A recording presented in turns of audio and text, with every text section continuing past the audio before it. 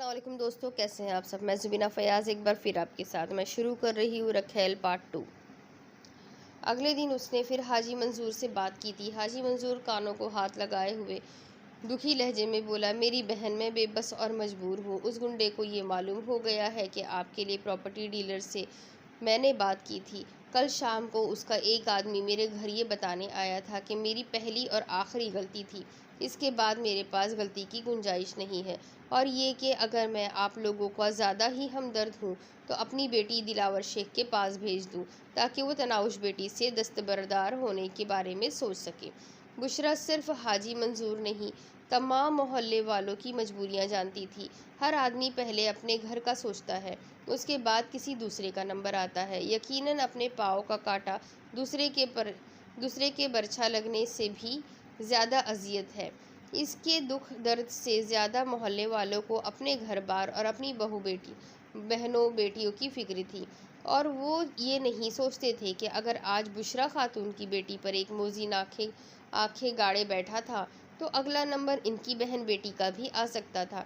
جس درندے کو انسانی خون کا چسکا لگ جائے وہ بھرے پورے گاؤں پر شب خون مارنے سے نہیں چوکتا۔ اس سے بچنے کے لیے گھر کے دروازے بند کر دینا کافی نہیں ہوتا، بلکہ سب کو مل کر اس کا مقابلہ کر کے اسے فنا کر دینا چاہیے، مسئلہ حل ہو جاتا۔ یہاں دلاور جیسے درندے سے بچنے کے لیے تمام اپنے گھروں کی کنڈیاں لگانے پر اکتفا کر رہے تھے۔ بشریٰ خاموشی سے گھر لوٹ آئی، اس کا یہ منصوبہ بھی ناکام گیا تھا۔ اس کے بھائی کو مرے ہوئے مہینہ ہونے کو تھا کہ ایک دن رات کے وقت مولوی محبوب الہی عشاء کی نماز کے بعد چھپتا ہوا ان کے گھر آیا۔ ماں بیٹی اسے دیکھ کر حیران رہ گئی۔ دلاور کی اتنی سخت دھمکی کے باوجود وہ ان کی مدد کرنے سے باز نہیں آ رہے تھے۔ وہ بشریٰ خاتون کو مشورہ دیتے ہوئے بولے، بشریٰ بہن، بہتر یہی ہوگا کہ جلد سے جلد تناوش بیٹی کے ہاتھ پیلے کر دو، ورنہ اس بدبخت خبیث سے کوئی بعید نہیں کہ کب کوئی گھٹیا حرکت کر گزرے۔ بھائی جان، میں بھی تو یہی چاہتی ہوں، مگر ایسا کون ہوگا جو میری بیٹی کا ہاتھ تھام لے؟ یقین مانو، میں اپنی شہزادیوں کی طرح بیٹی کو کسی شریف آدمی کی دوسری بیوی بنانے پر بھی تیار ہوں، مگر کوئی شریف آدمی حامی تو بھرے۔ بہن، یہ کام چوری چھپے کرنے والا ہے۔ اگر راتوں رات ہم تناوش بیٹی کا نکاح کسی سے پڑھا کر اسے رخصت کر دیں تو اس بدبخت کو کیا معلوم ہوگا؟ یقین مانے بھائی جان، میں تو بیٹی کے ساتھ یہ گھر بیچ کر کہیں بھاگنے کا منصوبہ سوچے بیٹھی تھی، مگر اس موذی کے گھر کے گنڈے گھر خریدنے والے کو زودوکوب کرنے سے بھی باز نہ آئے۔ وہ ہمارے گھر کی نگرانی کروا رہا ہے۔ بشریٰ کی بات سنتے ہی مولوی صاحب کے چہرے پر گھبراہٹ کے آثار نمودار ہوئے۔ کہیں وہ اس وقت بھی گھر کی نگرانی نہ کر رہے ہوں؟ ویسے کوئی پتہ نہیں ان موذیوں کا۔ بھائی صاحب، دلاور شیخ کو کوستے ہوئے بشریٰ کی آواز بھر آئی تھی، ہمارے تو نصیب ہی کھوٹے تھے جو اس بدقسمت نے میری معصوم بیٹی پر اپنی گندی نظر رکھ لی۔ اللہ پاک بہتر کرے گا میری بہن، آزمائش اسی ذات کی طرف سے نازل ہوتی ہے، لیکن یاد رکھنا وہ کسی آزمائش میں اپنے بندے کو اکیلا نہیں چھوڑتا۔ ہر فرعون کے لیے اس نے موسیٰ بنایا ہے۔ دلاور بھی زیادہ دن اپنی منمانی نہیں کر سکے گا۔ اگر میری بیٹی کی بربادی کے بعد یہ موذی اپنے انجام کو پہنچا بھی تو مجھے کیا حاصل؟ پریشان نہیں ہوتے میری بہن، اللہ پاک ضرور کوئی سبب پیدا کرے گا۔ ہمارا سبب تو آپ ہی ہے بھائی جان، آپ کے علاوہ تو کوئی ہمیں اکیلے میں بھی تسلی نہیں دیتا۔ بشریٰ کے لہجے میں شکر گزاری کا گہرا احساس پوشیدہ تھا۔ میں تو ایک ناکارہ سا بندہ ہوں بہن، کاش میں تناوش بیٹی کو اس بدبخت سے چھٹکارا دلا سکتا۔ اس مرتبہ بشریٰ اس کی بات کا کوئی جواب نہیں دے سکی تھی۔ مولوی صاحب چند لمحے مزید وہاں بیٹھا اور پھر تناوش کے سر پر شفقت بھرا ہاتھ پھیر کر رخصت ہو گیا۔ اگلے دن ایک روح فرسا خبر ان کے منتظر تھی۔ رات کو مولوی صاحب کو کچھ آدمیوں نے بہت بے دردی سے پیٹا تھا اور اس کا لہو لہان جسم مسجد کی سیڑھیوں کے سامنے پڑا تھا۔ اس پر سب سے پہلے بوڑھے بابا کرم الدین کی نظر پڑی تھی، جو تہجد کی نماز کے لیے باقاعدگی سے مسجد جایا کرتے تھے۔ پہلی نظر میں تو انہوں نے سمجھا کوئی لاش پڑی ہے۔ ٹارچ کی روشنی میں مولوی صاحب کے معزز چہرے کو پہچاننے میں انہیں کوئی وقت نہیں ہوا تھا۔ جائزہ لینے پر انہیں مولوی صاحب کی نبض چلتی نظر آئی۔ بوڑھے کرم الدین ان میں اتنی ہمت تھی کہ مولوی صاحب کو اکیلے اٹھا سکتے۔ انہوں نے فوراً ہی فوراً قریبی گھر کے دروازے پر دستک دی۔ مسجد کے پڑوس میں رہنے والے جہانگیر کے مولوی صاحب سے بہت اچھے تعلقات تھے۔ اس نے فوراً کار نکالی اور وہ دونوں مل کر نزدیکی ہسپتال لے گئے۔ بڑی مشکل سے ایمرجنسی میں بیٹھا ڈاکٹر مولوی صاحب کو دیکھنے پر آمادہ ہوا تھا۔ مولوی صاحب کی نبض بہت دھیرے دھیرے چل رہی تھی۔ جس وقت بشریٰ خاتون تک یہ بات پہنچی، اس وقت تک مولوی صاحب خطرے کی حدود سے تو نکل گئے، لیکن انہیں ابھی تک ہسپتال میں ڈسچارج نہیں کیا گیا تھا۔ مجرموں کو اچھی طرح پہچاننے کے باوجود مولوی صاحب نے رپورٹ درج کرانے کی کوشش نہیں کی تھی، کیونکہ وہ پولیس کی کارکردگی سے اچھی طرح واقف تھے۔ تمام محلے والوں کو بھی معلوم تھا کہ مولوی صاحب کو اس حال تک پہنچانے والی شخصیت کون سی ہے۔ مولوی صاحب کے انجام نے انہیں مزید محتاط بنا دیا تھا۔ اس سے پہلے اگر کسی کے دل میں تناوش اور اس کی ماں کے لیے ہمدردی کا جذبہ رینگ بھی رہا تھا، تو مولوی صاحب کی حالت دیکھ کر وہ جذبہ اپنی موت آپ مر گیا تھا۔ بشریٰ تناوش کو ساتھ لے کر مولوی صاحب کو ملنے ہسپتال گئی تھی۔ انہیں دیکھ کر مولوی صاحب کی آنکھوں میں نمی اتر آئی تھی۔ میں معذرت خواہ ہوں بہن، میں آپ کے معیار پر پورا نہ اتر سکا۔ میں تناوش بیٹی کے لیے کچھ بھی نہ کر سکا۔ اللہ پاک آپ کو دنیا اور آخرت کی کامیابی عطا کرے مولوی صاحب، آپ کی اس حالت کی ذمہ دار ہم ماں بیٹی ہی ہیں، ہمیں معاف کر دینا۔ بشریٰ خاتون گلوگیر ہونے لگی تھی۔ پریشان نہ ہو میری بہن، میں اللہ پاک کی ذات سے مایوس نہیں ہوں۔ اللہ پاک کوئی بہتر سبب نکالے گا، اس کے پاس دیر ضرور ہے، اندھیر نہیں ہے۔ بشریٰ نے حسد بھرے لہجے میں کہا، کہیں یہ دیر حشر کے میدان تک طول نہ کھینچ جائے۔ اور مولوی صاحب اس کی بات کا جواب دیے بغیر ٹھنڈا سانس بھر کر رہ گیا، کیونکہ اللہ پاک کے کاموں میں چھپی تاخیر کی حکمتیں جاننا کسی انسان کے بس سے باہر ہے۔ ہفتے 10 دن بعد مولوی محبوب الہی صحت یاب ہو کر گھر آ گیا تھا، لیکن اب اس میں اتنی ہمت باقی نہیں رہی تھی کہ وہ دلاور شیخ کا مقابلہ کر سکتا۔ محلے والوں نے اس کام میں اس کی کسی بھی قسم کی مدد کرنے سے معذوری ظاہر کی تھی۔ انہی دنوں تناوش کو ماں کی زبانی معلوم ہوا کہ مولوی محبوب الہی وہ محلہ چھوڑ کر کہیں اور جانے کی کوشش میں ہے۔ ان جیسے مخلص انسان کے محلے سے چلے جانے کے خیال سے تناوش کو اداس کر دیا تھا، مگر وہ کچھ بھی تو نہیں کر سکتی تھی۔ مولوی صاحب اپنے مکان کے لیے کوئی مناسب گھر خریدار ڈھونڈ رہے تھے، اس کے بعد انہوں نے چلے جانا تھا۔ مولوی صاحب جیسے مخلص اور نیک شخص کو صرف اس وجہ سے محلہ چھوڑنا پڑ رہا تھا کہ وہ ان ماں بیٹی کی مدد نہیں کر پائے تھے، اور آنے والے دنوں میں دلاور شیخ کی مزید خباثتوں سے آنکھیں چرانے کے لیے وہ اپنا آبائی گھر چھوڑنے پر تیار ہو گئے تھے۔ محلے کے کافی بزرگوں نے دبے لفظوں میں مولوی صاحب کو اس اقدام سے باز رکھنے کی کوشش کی تھی، لیکن جو لوگ ایک گنڈے کے خلاف مولوی صاحب کے ساتھ کندھے سے کندھا ملا کر کھڑے نہیں ہوتے، وہ اپنی بات منوانے کے مجاز نہیں تھے۔ ماں کے منہ سے مولوی صاحب کے جانے کی خبر سن کر وہ ساری رات سو نہیں پائی تھی۔ اگلے دن وہ اپنے کالج کے گیٹ کے سامنے سے گزرتی ہوئی آگے بڑھ گئی تھی۔ اس کے دماغ میں عجیب طرح کی حسرت ہلکورے لے رہی تھی۔ کالج جانے یا پڑھائی کرنے پر اس کا دل بالکل بھی مائل نہیں ہو رہا تھا۔ اپنی زندگی میں نہ تو اسے سکون کی کوئی رمق نظر آ رہی تھی اور نہ خوشی کی کوئی جھلک۔ وہ زندگی کے جس دور سے گزر رہی تھی، اس عمر میں ایک لڑکی کے دل میں چاہنے اور چاہے جانے کا گہرا احساس پنپ رہا تھا۔ ایک جانا انجانا محبوب ہر وقت اس کی سوچوں میں بسا اسے سہانے سپنوں میں کھویا رکھتا تھا۔ اس کی تو شکل و صورت بھی ایسی تھی کہ کئی چاہنے والے اس کے لیے دل کے دروازے وارتے کہ اتنے کہ اس سے چناؤ مشکل ہو جاتا، مگر کسی کی جسارت سے پہلے ہی ایک غلیظ کمینے اور گھٹیا شخص نے اس پر اپنا ظالمانہ تصرف جما لیا تھا۔ وہ آزاد ہوتے ہوئے بھی اس کی قید میں تھی۔ اس نے جان چھڑانے کی ساری کوششیں بیکار کر دی تھی۔ وہ کراچی کی تیز رفتار سرگرمیوں کو دیکھتی ہوئی کندھے سے کتابوں کا بیگ لٹکائے خاموشی سے آگے بڑھتی رہی۔ اس کے دائیں بائیں زندگی پوری قوت کے ساتھ رواں دواں تھی، جبکہ اس کی مثال زندگی کے اس بہتے دریا میں کسی لاش کی سی تھی۔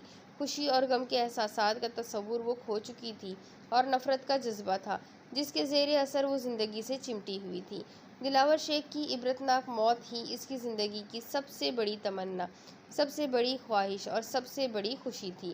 دلاور شیخ کی بیوی بننے سے موت کو گلے لگا لینا کئی گنا زیادہ آسان تھا، لیکن مرنے سے پہلے وہ اس موذی کو اپنی آنکھوں کے سامنے تڑپتا ہوا مرتا ہوا دیکھنا چاہتی تھی۔ اس خوشکن منظر کو دیکھنے کے لیے وہ کوئی بھی قیمت دینے کو تیار تھی، مگر ہر وقت اسی سوچ میں کھوئے رہنے کے باوجود اسے کوئی مناسب حل نہیں سوچ رہا تھا۔ وہ نہیں جانتی تھی کہ وہ اپنی اس خواہش کو کیسے پورا کر پاتی۔ ایسا کوئی طریقہ اسے نہیں سوچ رہا تھا جس سے وہ اس ذلیل کا غلیظ سر اپنے ہاتھوں سے اس کے تن سے جدا کر دیتی۔ وہ اپنے کالج سے کافی آگے جا چکی تھی۔ کپڑوں کے ایک بازار میں گھس کر وہ مختلف دکانوں کے آگے لٹکے خوبصورت لباس دیکھنے لگی۔ پلاسٹک کے مجسموں کو ایسے عجیب و غریب لباس پہنائے گئے تھے جو اس نے خود تو کیا کسی اور عورت کے بدن پر بھی نہیں دیکھے تھے۔ کپڑوں کی مارکیٹ سے نکل کر وہ جوتوں کی مارکیٹ کی طرف گھس گئی۔ دکانوں کے سامنے سے آہستہ روی سے گزرتے ہوئے وہ حسرتناک نگاہوں سے ان قیمتی جوتوں کو دیکھتی رہی جو اس کی قوت خرید سے کہیں باہر تھے۔ اپنے پاؤں کی طرف نظر دوڑانے پر اسے وہی پرانے جوتے نظر آتے جو وہ پچھلے 2 سال سے پہنتی چلی آ رہی تھی۔ کثرت استعمال سے جوتوں کے تلوے گھس گئے تھے، ان کی اوپری چمک دمک سب بس پالش کی مرہون منت تھی۔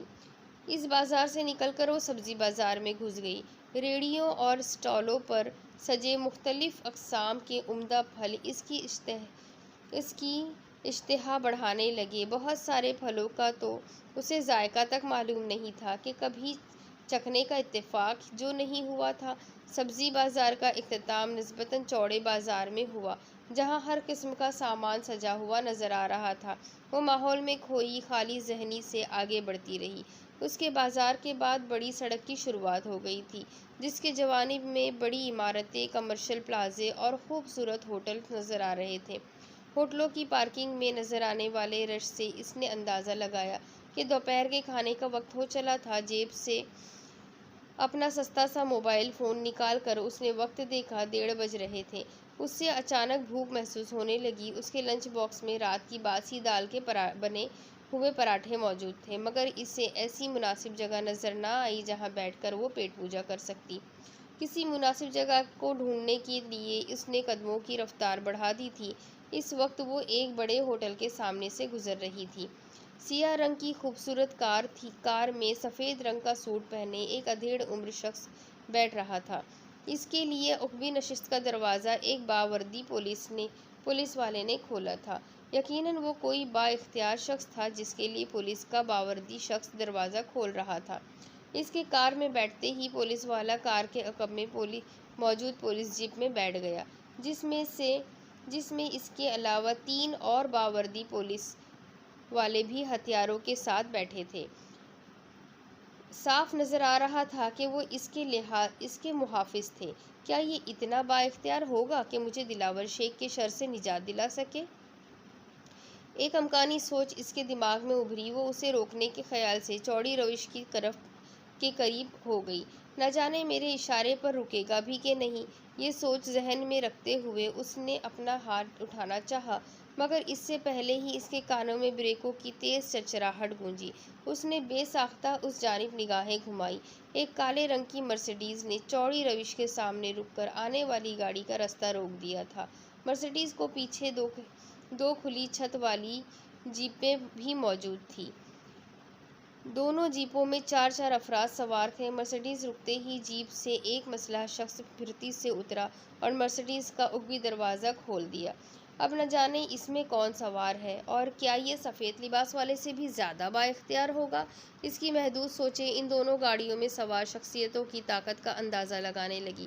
مرسیڈیز کے کھلے دروازے سے کالی پتلون میں ملبوس ایک ٹانگ نمودار ہوئی جس پاؤں میں چمکتا ہوا سیاہ ہی رنگ کا عمدہ بوٹ چمک رہا تھا، اور پھر بڑے انداز سے وہ مکمل ہی کار سے باہر آ گیا۔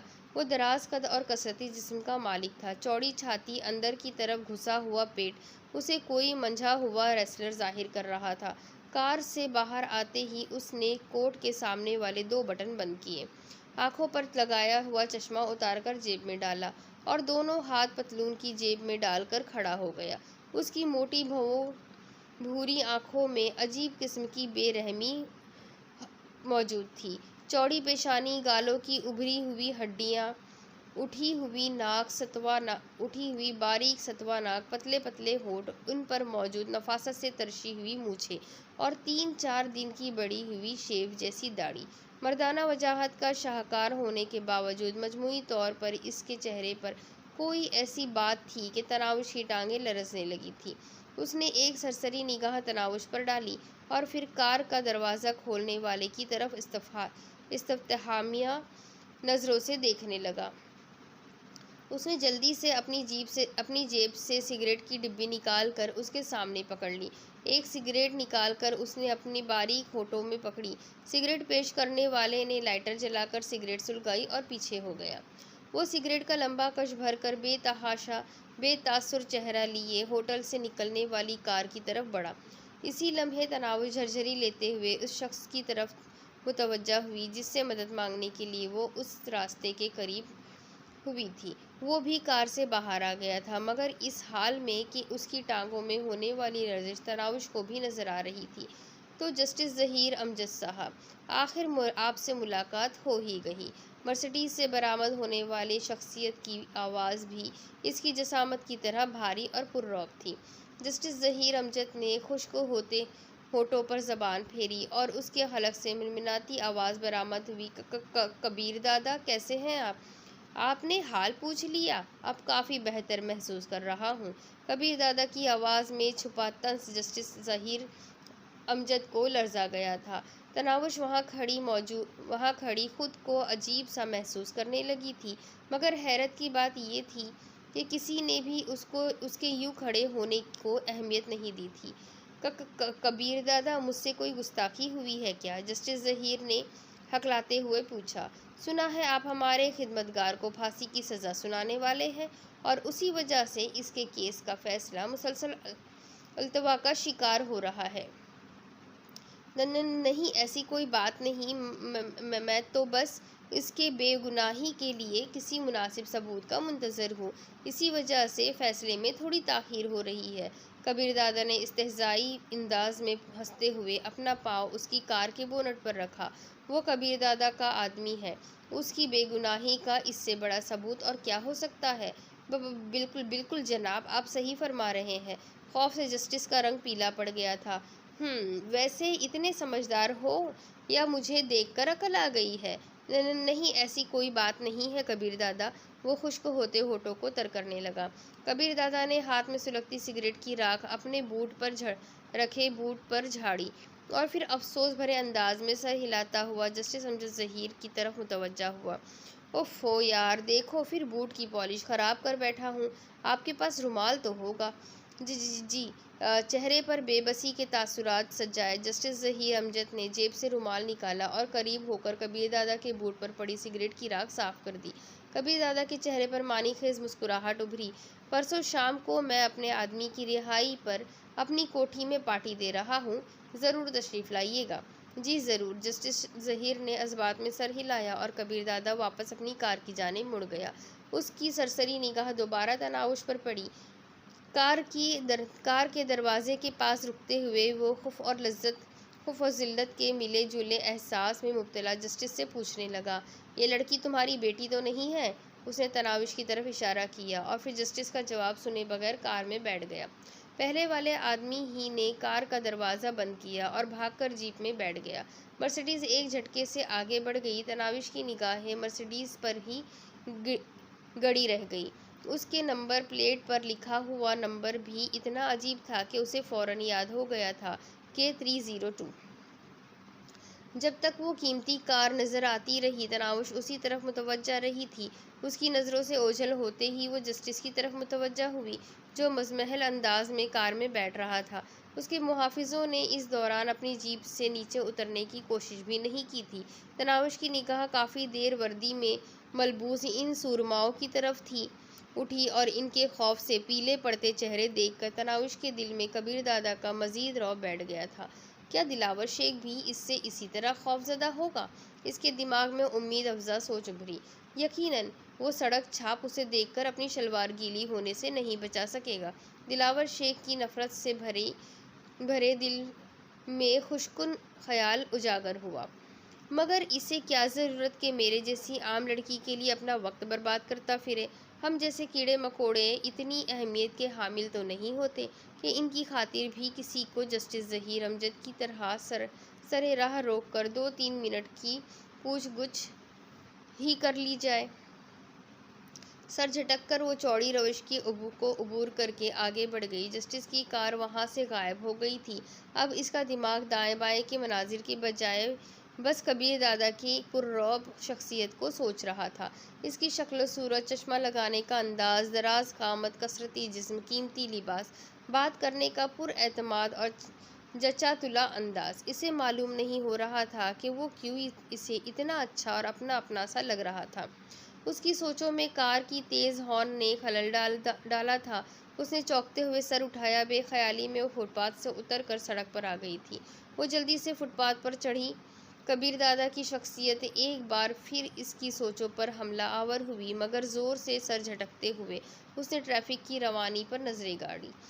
کبیر دادا کی طلسماتی شخصیت کی حیثیت خوابوں اور سپنوں کے تصوراتی شہزادے کی سی تھی۔ ایک ایسا شہزادہ جو فاتح فوج کی قیادت کرتا ہوا وطن واپس لوٹے اور پورا شہر اسے دیکھنے، اس سے ہاتھ ملانے کے لیے ٹوٹا پڑ رہا، اور وہ ایک عام راہ گیر کی طرح دور کھڑی اسے حسد بھری نگاہوں سے تکنے کے علاوہ کچھ نہ کر سکتی تھی۔ اسکولوں اور کالجوں کی چھٹی کا وقت ہو گیا تھا۔ اسے رکشوں، بسوں اور ویگنوں میں مختلف عمر کے بچے بچیاں بھرے ہوئے گھر کی جانب روانہ ہوتے دکھائی دے رہے تھے۔ موٹر سائیکلوں اور کاروں کے اندر بھی اسکول کالج کے طلباء ہی بھرے نظر آ رہے تھے۔ اس نے گھر واپسی کا سوچا۔ اسی لمحے اسے دوبارہ زور کی بھوک کا احساس ہوا۔ دائیں بائیں نظریں دوڑانے پر اسے کچھ فاصلے پر ایک پارک نظر آیا۔ سستی سے پاؤں گھسیٹتی وہ پارک کی جانب بڑھ گئی۔ صبح سے مسلسل چلنے کی وجہ سے اسے سخت قسم کی تھکن محسوس ہو رہی تھی، مگر اس کی جیب میں اتنے پیسے موجود نہیں تھے کہ ٹیکسی یا رکشہ کر گھر کا رخ کر سکتی۔ پارک کی سنگی بینچ پر بیٹھ کر وہ کندھے سے لٹکا اسکول بیگ گود میں رکھ کر کھولنے لگی۔ وہ پلاسٹک کے ایک ڈبے میں ہی اپنے دوپہر کا کھانا ڈال کر لایا کرتی تھی، وہی اس کا لنچ باکس تھا۔ ڈبے کا اوپری ڈھکن ہٹا کر اس نے ٹھنڈے ہوئے پراٹھوں سے ایک نوالا توڑا اور رغبت سے چبانے لگی۔ شدید قسم کی بھوک میں وہ پراٹھے کسی مرغن غذا سے کم ذائقہ نہیں دے رہے تھے۔ تھوڑا دیر میں وہ دونوں پراٹھے چٹ کر گئی تھی۔ لنچ باکس واپس بیگ میں ڈال کر پارک کے ایک کونے میں لگے الیکٹرک واٹر کولر کی طرف بڑھ گئی، جس پر زنجیر سے بندھا ایک سلور کا گلاس موجود تھا۔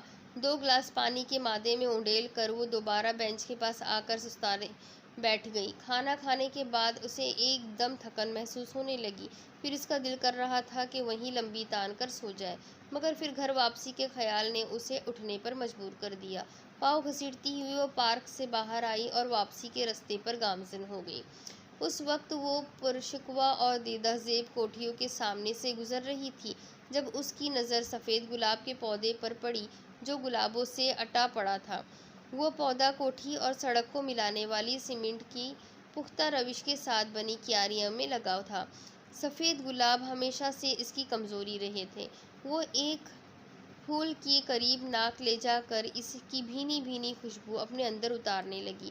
خوشبو سونگھتے ہوئے اچانک اس کی سماعتوں میں بریکوں کی چرچراہٹ گونجی۔ اس نے نظریں اٹھائی۔ ایک گاڑی تیز رفتاری سے سڑک سے سیمنٹ کی پختہ روش کی طرف مڑ رہی تھی، اور پھر گاڑی کو دیکھتے ہی اس کی آنکھیں حیرت سے پھیلتی چلی گئیں۔ وہ کبیر دادا والی مرسیڈیز ہی تو تھی۔ اس کے عقب میں 2 جیپیں موجود تھیں۔ مزید تصدیق کے لیے اس کی آنکھوں نے گیٹ کے سامنے ایک لمحے کے لیے رکنے والی مرسیڈیز کی نمبر پلیٹ پڑھی، K302۔ پڑھتے ہی وہ بت بنی، کار اور جیپوں کو گیٹ کے اندر داخل ہوتا دیکھتی رہی۔ سفید گلاب کی خوشبو سونگھنا اسے بھول گئی تھی۔ گاڑیوں کے اندر جاتے ہی گیٹ بند ہو گیا تھا، مگر وہ اسی طرح ٹکٹکی باندھے گیٹ کو دیکھتی رہی، اور پھر اس کے اندر ایک خاص جذبے نے سر ابھارا اور وہ گیٹ کی طرف چل پڑی۔ وہ گیٹ سے 10-12 قدم دور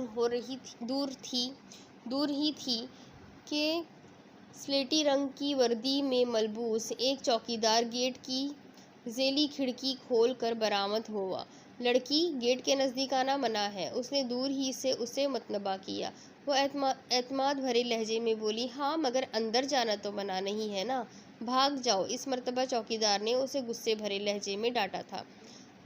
میں کبیر دادا کی دوست ہوں، یقیناً مجھے بھگانا تمہارے لیے سود مند نہیں رہے گا۔ اس کا پر اعتماد انداز برقرار رہا۔ وہ یہ موقع کھونا نہیں چاہتی تھی۔ اس کے منہ سے کبیر دادا کا نام سن کر چوکیدار چونک گیا تھا۔ اس کے ساتھ ہی اس کے چہرے پر شکوک بھری پرچھائیاں لہرانے لگی تھی۔ تم ہوش میں تو ہو نا؟ ایک لمحے کی خاموشی کے بعد اس کے ہونٹوں پر سرسراتی ہوئی آواز برآمد ہوئی۔ وہ مسکرائی، نشہ تو میں نہیں کرتی لڑکی، یہ ایڈونچر تمہیں کسی مصیبت میں نہ ڈال دے۔ چوکیدار آخری دم تک اسے نصیحت کرنے سے باز نہیں آ رہا تھا۔ میں نہ نشے میں ہوں، نہ مذاق کر رہی ہوں، اور نہ مجھے کسی ایڈونچر کا شوق چڑھا ہے۔ تم کبیر دادا کو اطلاع دو کہ اس کی دوست تناوش رفیق اس سے ملنے آئی ہے۔ اس کے بااعتماد انداز پر چوکیدار اسے گھورتا رہ گیا تھا۔ اسے خاموش دیکھ کر وہ دوبارہ بولی، دیکھو اگر میں جھوٹ بول رہی ہوں تو جو کچھ ہوگا مجھے ہی بھگتنا پڑے گا، اور اگر میں سچی ہوں تو یقیناً میرے واپس جانے کی خبر کبیر دادا کو برداشت نہیں ہوگی۔ اس کی دوست کو گیٹ سے واپس بھیج دینے والے چوکیدار کے ساتھ وہ کیا سلوک کرے گا، اس کا اندازہ لگانا شاید تمہارے لیے مشکل نہ ہو۔ اس مرتبہ اس کی دھمکی کام کر گئی تھی۔ چوکیدار واپس گیٹ کے اندر گیا اور انٹرکام اٹھا کر کسی سے بات پوچھنے لگا۔ اندر آ جائے۔ 2 منٹ بعد اس نے تناوش کو اندر آنے کا کہا۔ وہ ذیلی کھڑکی سے اندر داخل ہوئی۔ چوکیدار نے اس کے بیگ کی تلاشی لی۔ میٹل ڈیٹیکٹر سے اس کے جسم کے گرد گھمایا۔ اس کے پاس کسی ہتھیار وغیرہ کی غیر موجودگی کی یقینی بنایا اور اسے اندر جانے کی اجازت دے دی۔ وہ محل نما کوٹھی تھی۔ گیٹ سے اندرونی عمارت تک سیمنٹ کا پختہ رستہ بنا ہوا تھا، جو اندرونی عمارت کے قریب جا کر بائیں جانب مڑ کر گیراج تک پہنچتا تھا۔ پختہ راستے کے دونوں جانب خوشنما پھولوں کی کیاریاں لگی تھیں۔ کیاریوں سے متصل آسٹریلین گھاس کی خوشنما قطعے تھے۔ کوٹھی کی بیرونی دیوار کے ساتھ سرو کیاریاں اور بوتل پام کے درخت لگے ہوئے تھے۔ گھاس کے وسیع قطعے کے بیچوں بیچ شیر ببر کا ایک مجسمہ نصب تھا، اور اس کے چاروں جانب دائرے میں فوارے نصب تھے، جن کا پانی شیر کے اوپر پانی کا ایک جال سا بنا رہا تھا۔ ایک سرسری نظر سے کوٹھی کا جائزہ لے کر وہ دھڑکتے دل کے ساتھ آگے بڑھ گئی۔ اندرونی عمارت کے قریب پہنچتے ہی تھری پیس میں ملبوس ایک جوان سال آدمی باہر نکلا اور اس سے کوئی سوال پوچھے بغیر اسے اپنے پیچھے آنے کا اشارہ کرتا ہوا اندر داخل ہو گیا۔ ڈرائنگ روم میں دبیز قالین بچھا تھا۔ دیواروں پر جنگل کے بادشاہ کے شکار کی مختلف تصاویر لگی تھیں۔ کسی جگہ پر شیر نے ہرن کو منہ میں دبایا ہوا تھا، کہیں بیل کے اوپر سوار تھا، کہیں باراسنگے کو جکڑا ہوا تھا، اور کہیں ہاتھی اور زرافے جیسے عظیم الجثہ جانور پر جھپٹ رہا تھا۔ صاف ظاہر آ رہا تھا کہ شیر ببر گھر کے مالک کا پسندیدہ درندہ تھا۔ جی مس، آپ نے کس سلسلے میں کبیر دادا سے ملنا ہے؟ اسے بیٹھنے کا اشارہ کرتے ہوئے اس نے بظاہر مؤدب انداز میں پوچھا، مگر تناوش کو اس کے لہجے میں استہزاء کا عنصر نمایاں نظر آ رہا تھا۔ وہ گھبراتے ہوئے بولی، میں کبیر دادا کی دوست ہوں۔ بہتر ہوگا کہ آپ اصل بات پر سے پردہ اٹھا دیں۔ شاید تمہیں جسٹس ظہیر امجد نے بھیجا ہے۔ نہیں، میں خود آئی ہوں، وہ ہکلا کر بولی۔ وہ اسے سمجھاتے ہوئے بولا، دیکھو یہ کبیر دادا کے آرام کا وقت ہے، اور اس وقت وہ کسی سے ملنا گوارا نہیں کرتا۔ جھوٹ بول کر آپ اپنے لیے تو سختی بنائیں گی ہی، مجھے بھی جھاڑ پلوا دے گی۔